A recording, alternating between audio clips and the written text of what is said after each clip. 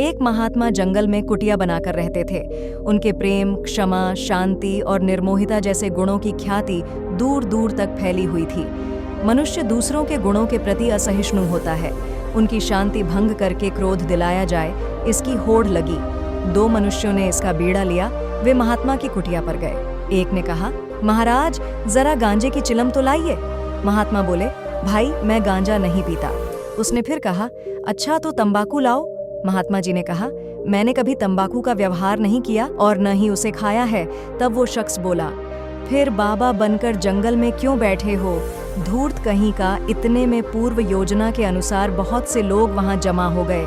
उस आदमी ने सबको सुनाकर फिर कहा, पूरा ठग है, ये 4 बार तो जेल की हवा खा चुका है।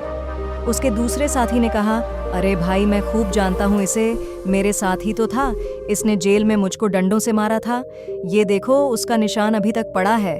रात को रगनरेलियां करता है, दिन में बड़ा संत बन जाता है। वे दोनों एक से एक बढ़कर झूठे और बेबुनियाद आरोप लगाने लगे। उनका पूरा प्रयास था कि कैसे भी महात्मा जी को क्रोध आ जाए। महात्मा जी चुप रहे। तब महात्मा ने शक्कर की पुड़िया देकर हंसकर कहा, भैया थक गए होंगे आप, एक भक्त ने चीनी की पुड़िया दी है, इसे जरा पानी में डालकर पी लो।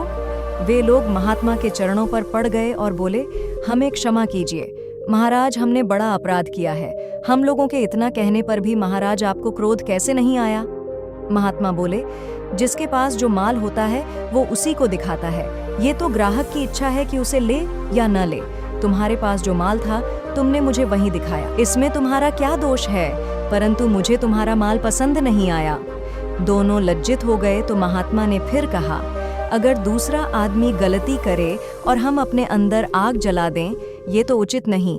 मेरे गुरुजी ने मुझे सिखाया है कि क्रोध करना अपने ही शरीर पर चाकू मारने के समान है।